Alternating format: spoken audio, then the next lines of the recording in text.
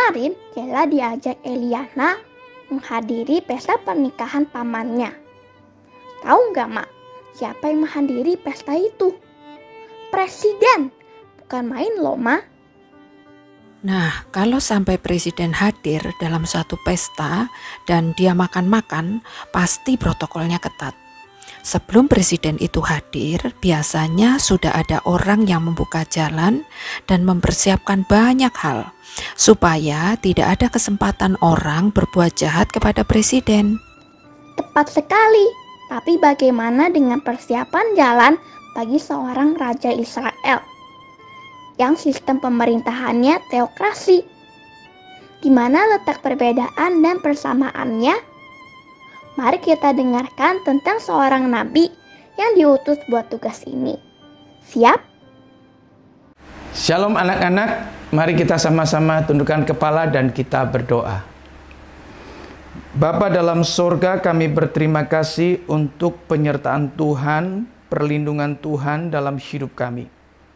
Ya Tuhan, biarlah kami tidak hanya bisa menikmati akan perlindungan dan penyertaan-Mu begitu saja, tapi berikan kepada kami terus-menerus kemampuan untuk dari hidup kami, senantiasa kami boleh memuliakan nama Tuhan, untuk kami boleh senantiasa memuji nama Tuhan. Tuhan, sebentar kami akan belajar kebenaran firman Tuhan. Tolonglah kami, supaya firman Tuhan yang tertanam dalam hati kami, terus boleh mendorong kami, memberikan kemampuan kepada kami. Dengan pengertian firman-Mu yang benar itu, kami boleh semakin memuliakan nama Tuhan dan memuji nama Tuhan di sepanjang umur hidup kami. Dalam nama Tuhan Yesus kami berdoa. Amin.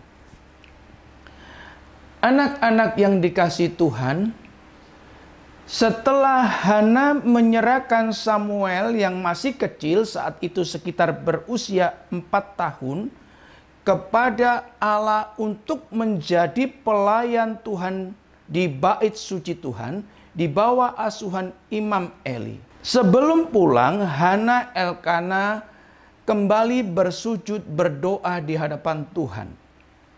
Ketika Hana sujud berdoa di hadapan Tuhan, maka Hana mengucapkan satu ucapan yang justru memuji nama Tuhan. Bukan berdoa yang bersifat egosentris atau bersifat kepentingan diri Hana. Tetapi justru dari mulut Hana keluar puji-pujian yang memuliakan nama Tuhan. Kalimat yang dikeluarkan oleh Hana dari doanya yang pertama itu mengatakan bahwa hatiku bersuka cita di dalam Tuhan. Juga hatiku bersukaria di dalam keselamatan yang daripada Tuhan. Anak-anak sekalian, sebenarnya tidak mudah untuk mengucapkan hal yang demikian. Kenapa? Karena tentunya bagi seorang Hana itu sangat sedih harus berpisah dengan anak satu-satunya saat itu yang masih kecil. Dan ingat, Samuel diperolehnya dari pergumulan hidup yang penuh dengan penderitaan, satu pergumulan hidup yang penuh dengan kesedihan akibat penindasan daripada Penina. Tetapi Tuhan menggantikan sukacita yang luar biasa di dalam hidup daripada Hana.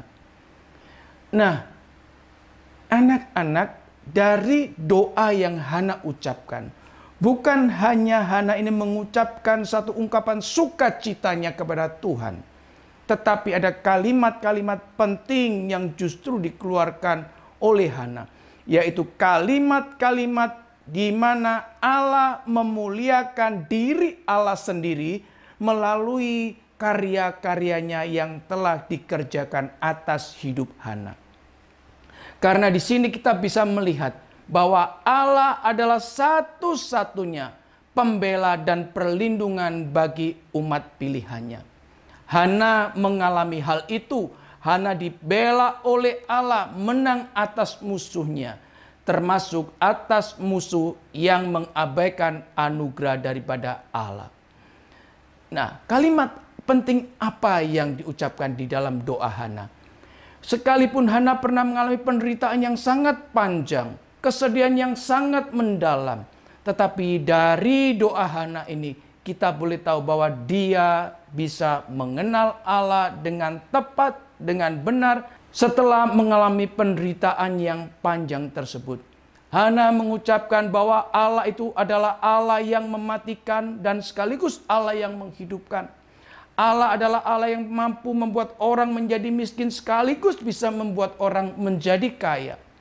Dan juga Allah itu adalah Allah yang mampu meninggikan orang sekaligus merendahkan orang. Bagi orang-orang yang sombong, Allah akan menjadi lawannya. Oh, ini satu kalimat-kalimat yang sangat indah, yang di dalamnya Allah dimuliakan. Anak-anak, di dalam zaman itu, orang Israel memang belum mempunyai raja. Dari salah satu doa yang diucapkan oleh Hana, sebenarnya sedang memberitahukan bahwa Allah akan menepati janjinya kepada orang Israel untuk memberikan raja. Raja yang nantinya berpusatkan kepada Allah itu sendiri. Namun ada kalimat yang jauh lebih penting bahwa raja nantinya yang dimaksudkan adalah yaitu Yesus Kristus sebagai raja di atas segala raja. Janji Allah itu untuk menghadirkan seorang raja bagi umat Israel tercatat di dalam Ulangan pasal 17 ayat 14 sampai dengan yang ke-20.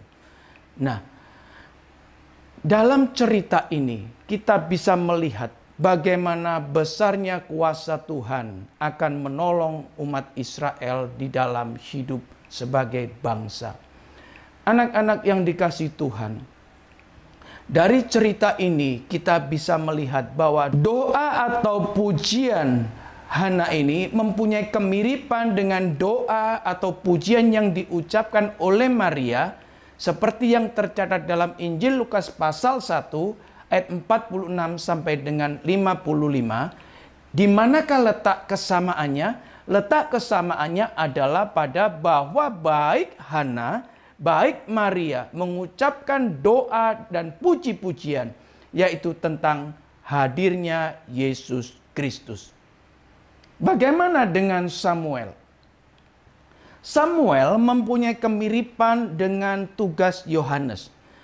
Kalau Yohanes mempersiapkan jalan bagi Tuhan, sedangkan Samuel mempersiapkan jalan bagi raja yang akan dipilih oleh Allah untuk orang Israel dengan membawa kembali orang Israel kepada Allah. Dalam cerita ini kita bisa melihat ada satu hal yang sangat indah melalui doa yang sedang Hana naikkan, yaitu bahwa ada kalimat nubuatan tentang hadirnya Yesus Kristus yang menjadi raja di atas segala raja, bukan hanya bagi kaum Israel, tetapi bagi seluruh bangsa yang menjadi percaya kepada Dia. Puji Tuhan, Yesus Kristuslah Raja semesta alam. Amin. Mari kita sama-sama tundukkan kepala dan kita berdoa. Bapa dalam sorga, kami bersyukur dan berterima kasih kepadamu. Kalau saat ini kami boleh diajarkan melalui renungan firman Tuhan, biarlah kami mempunyai pengetahuan yang tepat dan benar seperti doa dan pujian yang dinaikkan kepada Tuhan. Sehingga kami bukan menjadi anak-anak Tuhan yang hanya tahu menjadi percaya begitu saja. Tapi pengetahuan kami tentang Tuhan boleh terus mempertumbuhkan iman percaya kami kepada Tuhan. Sehingga kami tahu hanya berharap kepada Tuhan di dalam semua penderitaan yang sedang kami hadapi. Kami juga bersyukur dan berterima kasih Tuhan melalui doa-doa yang dinaikkan oleh Hana.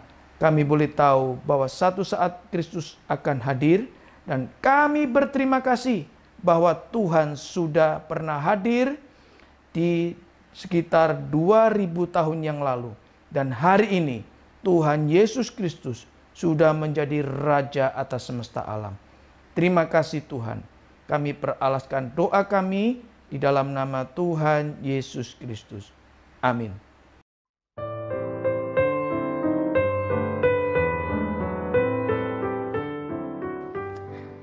Setelah menjawab pertanyaan saat teduh PDKA hari ini, Keila mau pergi bermain ke rumah Santi. Karena ujian kenaikan kelas sudah berakhir, tidak perlu persiapan buat besok. Nah, sama seperti Samuel, Keila juga diutus loh. Terima kasih Pak, sudah diingatkan. Keila ini diutus menjadi saksi Kristus, sesuai komitmen yang sudah pernah Keila janjikan, yaitu mau melayani Tuhan. Kali ini dengan mengajak Santi juga bersedia menjadi saksi Kristus. Nanti kami akan bersama-sama persiapan buat PDKA besok, yaitu dengan membaca Alkitab dari 1 Samuel 2 ayat 11-26. Teman-teman juga ya